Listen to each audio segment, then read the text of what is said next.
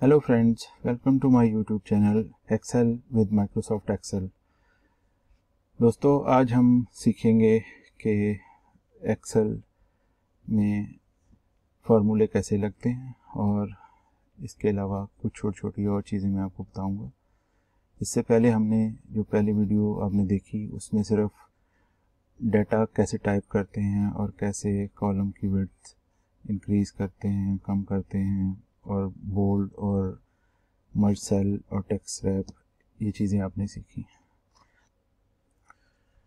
तो दोस्तों, आज हम बात करेंगे बेसिकली एक्सेल जिस मकसद के लिए यूज़ होता है।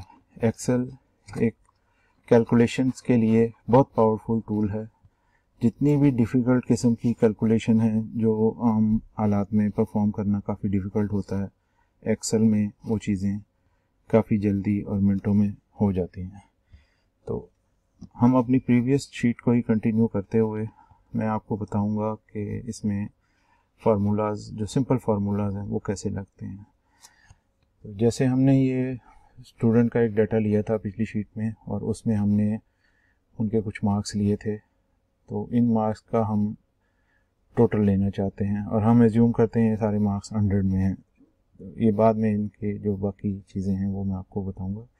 तो सबसे पहले जो टोटल है सम करने का, आपको पता है कि हर सेल का अपना एक एड्रेस होता है। तो सबसे पहले जो इसके सम के 3 तरीके हैं। सबसे जो आसान तरीन तरीका है वो है ये आपको रिबन पे राइट साइड पे ऑटो सम का आइकॉन मिलेगा। तो आप सिंपल इसको क्लिक करें तो वो देखें उसने रेंज क्लिक सिलेक्ट कर दी है C4 से E4 तक, और ये टोटल रेंज का सम। जितने भी फार्मूलाज हैं आप इज इक्वल टू के साइन के साथ लगाएंगे तो उसका मतलब ये होता है कि ये फार्मूला है। ये आपने देखा कि पहला जो है आइकॉन के ज़रिए आपने लगाया। दूसरा सिंपल तरीका ये है कि आप सेल का एड्रेस दे दें। जैसे ये C5 है प्लस इसके बाद फिर E5 है, देखें वो D5 है, उसके बाद E5 है। तो मैं जिन सेल का एड्रेस दे रहा हूँ वो हाईलाइट हो रहे हैं। एक तरीका ये है। वो इत्तेफाक से दोनों के मार्क्स बराबर हैं। और इसके अलावा अगर आप मैनुअली लगाना चाहते हैं तो इज इक्वल टू सम और रेंज का नाम दे दें। ठीक है, E6 तक ये आ जाएगा और ये देखें 263 आ गया।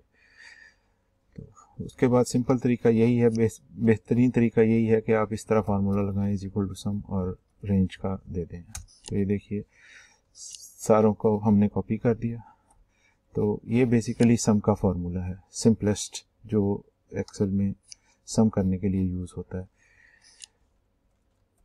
इसी तरह उसके बाद जो मेन फार्मूला यूज़ होता है, अगर आपने इनकी एवरेज यूज़ नंबरों की निकालनी है तो इज इक्वल टू एवरेज, और इसको रेंज ये दे दें। जितने 3 मार्क्स हैं इनकी एवरेज आप लेंगे तो ये 55 उसकी एवरेज ले लें। इसी को कॉपी कर दें तो ये सब बच्चों की तमाम ओवरऑल एवरेज आ जाएगी। इसी तरह इसमें आप देखना चाहते हैं कि उसके मैक्सिमम नंबर किस में हैं, तो मैक्स और सेम उसी तरह रेंज दे दें तो ये आपको उसकी रेंज दे देगा मैक्सिमम नंबर। तो अहमद बिन मुज्तबा के मैक्सिमम नंबर 65 हैं। इसी को हम नीचे कॉपी कर देते हैं। ठीक है, ये सब की मैक्सिमम नंबर्स आ गए हैं। इसी तरह मिनिमम का फॉर्मूला है मिन MIN, और रेंज इधर से वही 3 नंबरों की रेंज। ओके, अभी हमारे पास सिर्फ 3 नंबर ही हैं। आप शीट ज़्यादा हो तो ये सिर्फ एग्जांपल के लिए आपको मैं बता रहा हूँ। इसी तरह परसेंटेज निकालने का फार्मूला ये होता है कि total number of marks obtained, total number हमारे ये हैं, डिवाइडेड बाय, अब हम एज्यूम कर रहे हैं कि ये 100 मार्क्स पेपर हैं तो 300, तो ये इस पे ये फॉर्मेटिंग इसकी परसेंटेज की हुई है, जिसकी वजह से वो उसने ऑटोमेटिकली 55%। अगर आप जनरल सेलेक्ट करेंगे तो वो आपको इस तरह 0.55 दिखाएगा। ये फॉर्मेटिंग करने के लिए ये रिबन पे आपको परसेंटेज का साइन है तो ये आपको 55% मार्क्स इसके बता रहा है। तो इस तरह सारी चीज़ें सेलेक्ट करके नीचे कर लें तो ये देखें आपको तकरीबन 76% तक उसके सारों के परसेंटेज डिफरेंट लोगों की आ गई, डिफरेंट बच्चों की। तो ये एक इसका जो है पावरफुल टूल है एक्सेल का कि ये इसमें डाटा की जो कैलकुलेशन है वो स्पीडी एंड फास्ट हो जाती है। इसके अलावा आप इसको कंफर्म करने के लिए, जैसे ये आप देखें, इसको इन तीनों सेलेक्ट करें सेलों को, तो आपको यहाँ पे ये नीचे बता रहा है, देखें एवरेज 55, उसके बाद काउंट ये 3 एंट्रियाँ हैं और सम 165। तो इसके अंदर आप इन चीज़ों को इंक्रीज़ भी कर सकते हैं। राइट क्लिक करेंगे तो इसके अंदर आपको ये देखें न्यूमेरिकल काउंट, मिनिमम, मैक्सिमम, ये सब चीज़ें अब चेक कर देंगे तो ये भी आपको यहाँ पे शो होनी शुरू हो जाएंगी।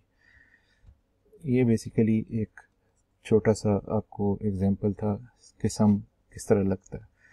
उसके बाद आप इसमें देखना चाहते हैं फॉर्मेटिंग, इसके अंदर एक सिंपल फॉर्मेटिंग है जो मैंने आपको बताई थी, बोल्ड, इटैलिक, अंडरलाइन, और इसके बाद ये सेल के गिर्द लाइनें लगवाने वाली। इसके अलावा भी यहाँ पे कंडीशनल फॉर्मेटिंग होती है जिसमें आप देखें ये आपको कलर्स दिखा रहा है डिफरेंट। अब मैं यहाँ पे देखें पहला ये सिलेक्ट करता हूँ तो यहाँ पे ये बेसिकली कलर वाइज जो है वो नंबरों को ग्रेडिंग कर रहा है, यानी जितने डार्क रेड होता जाएगा वो उसके मिनिमम मार्क्स होंगे और जो जो ग्रीन होता जाएगा डार्क ग्रीन वो उसका मैक्सिमम मार्क्स होंगे। जैसे ये देखें 90 मार्क्स और ये उसके जो मिनिमम हैं वो इस वक्त 45 मार्क्स हैं। तो ये बेसिकली एक कंडीशनल फॉर्मेटिंग है जो इसमें आप डिफरेंट चीज़ों में आप सिलेक्ट करके चेक कर सकते हैं। इसमें अपना रूल भी डिफ़ाइन कर सकते हैं। जैसे अगर मैं यहाँ पे फ़िज़िक्स में देखें, मैं लगा के आपको दिखाता हूँ, ये मैंने रेंज सेलेक्ट की है और इसमें मैं कंडीशनल फॉर्मेटिंग लगाता हूँ कि अगर तो वो डाटा जो है लेस देन 33 है तो उसको रेड कर दे।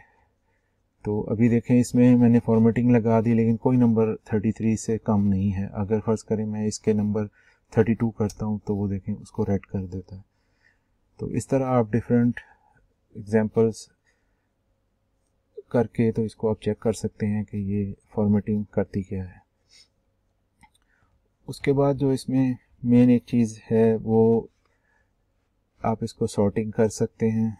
जैसे ये डेटा है आपका स्टूडेंट वाइज और आपके नंबर लिखे हुए हैं, नाम लिखे हुए हैं बच्चों के, आप पूरी रेंज को सिलेक्ट करें और यहाँ से इसको सॉर्ट कर दें असेंडिंग ऑर्डर में A to Z।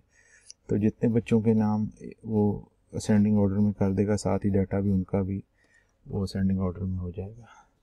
अच्छा, इसके बाद दोस्तों इसमें जो है वो आपको मैंने बताया था कि काफ़ी सारे कॉलम्स होते हैं और काफ़ी सारी रोज़ होती हैं। तो अगर आपको मैं बताऊं कि इसमें टोटल एक शीट में कितने कॉलम और कितनी रोज़ होती हैं, तो आप अपना माउस यहाँ पे लेके आएँ कॉर्नर पे और लेफ़्ट माउस क्लिक करें तो आप ये देखें 1 0 4 8 5 7 6 जो हैं वो रोज़ हैं टोटल और 1 6 3 8 4 जो हैं वो टोटल कॉलम्स हैं। इसी तरह इनके शॉर्टकट्स यूँ हैं कि अगर आपने शीट के एंड पे जाना हो नीचे रोज़ में लास्ट रो में तो कंट्रोल और डाउन एरो, तो ये देखें आपको 1 0 4 8 5 6 7 5 7 6 पे जो लास्ट रो है उस पे ले गया। इसी तरह अगर आपने वापस पहले सेल में जाना हो तो कंट्रोल होम, और इसी तरह अगर आपने राइट साइड पे जाना हो लास्ट कॉलम पे तो कंट्रोल राइट एरो की, तो ये देखें ये आपको लास्ट कॉलम पे ले गया। XFD जो है ये लास्ट कॉलम है। तो वापस जाने के लिए कंट्रोल होम।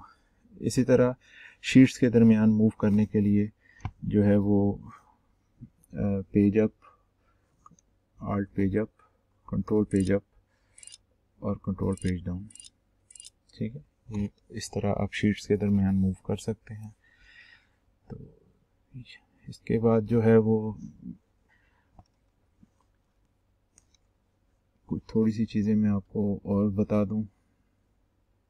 अब तक मैंने आपको सिंपल फार्मूला लगाना बताया कि सम को सिंपल फार्मूला कैसे लगता है।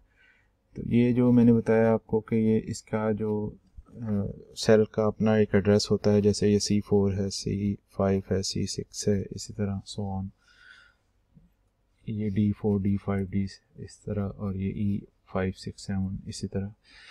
तो अगर हम इस पूरी रेंज को उसका एक कोई नेम दे दें, जैसे ये है आपका पूरी रेंज C1 से C4 से C16 तक, तो इसको मैं नाम दे देता हूँ बायो का,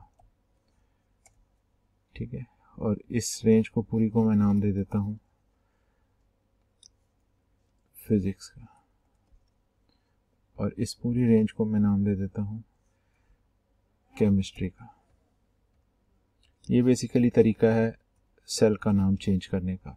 इस वक्त इस पूरे डाटा के जितना भी ये फिजिक्स केमिस्ट्री के सेल हैं, इनका सबका नेम जो है वो CHEM हो चुका है, और जो फिजिक्स के नंबर्स हैं उनका सबका PHY हो चुका है, और बायो का बायो हो चुका है।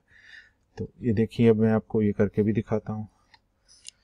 अब यहाँ पे आप पहले आपने फॉर्मूला लगाया था इज इक्वल टू सम और रेंज का C4 to E4। तो अब आप सिंपल ये फॉर्मूला भी लगा सकते हैं, बायो प्लस फिजिक्स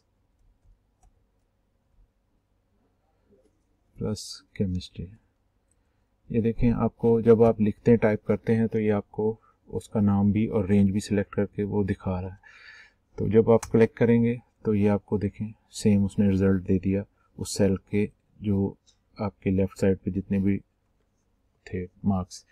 इसको आप कॉपी कर लेंगे तो ये आपको सारा देखें सेम, दोनों सेम रिजल्ट, आपको फॉर्मूले से भी आपको सेम रिजल्ट आ गए और नाम डिफाइन करने से भी सेम रिजल्ट आ गया।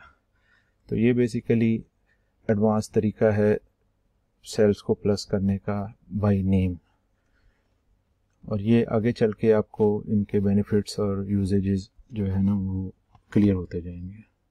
इसी तरह चलते चलते आपको लास्ट एक और टिप देता चलूँ। ये आपके पास देखें, ये ब्रश है, पेंट ब्रश की तरह एक ब्रश है। ये बेसिकली कोई भी फॉर्मेटिंग आपने लगाई हो उसको कॉपी करने के लिए, जैसे मैं सपोज ये फिजिक्स मार्क्स है, इस सेल को मैं यहाँ पे सारों में कॉपी करना चाहता हूँ फॉर्मेटिंग को। तो आप ऐसे करके जब इसको ड्रैग करके लगाएंगे तो वो देखें सारे इस सेल की तरह के ये बेसिकली हो गए। तो ये सिंपल एक ब्रश से जो है फॉर्मेटिंग, आप एक फॉर्मेटिंग को दूसरी जगह पे कॉपी पेस्ट कर सकते हैं। तो ये था आज का लेसन दोस्तों। उम्मीद है कि आपको अच्छा लगा होगा और समझ आ गई होगी। आहिस्ता आहिस्ता हम आगे बढ़ते चलेंगे और यही इसी शीट को कॉम्प्लेक्स करके तो आपको फर्दर जो एक्सेल के फार्मूलाज हैं वो मैं आपको सिखाता जाऊंगा। बेसिकली एक्सेल का मेन पर्पस ही यही है कि इसमें जो डाटा है उसको आप सिंपल से लेके एडवांस तक फार्मूलाज जो हैं वो अप्लाई कर सकते हैं और आप अपनी कैलकुलेशन को मज़ीद अच्छा और खूबसूरत बना सकते हैं। Thank you for watching and please subscribe and share my channel if you like it. Thank you.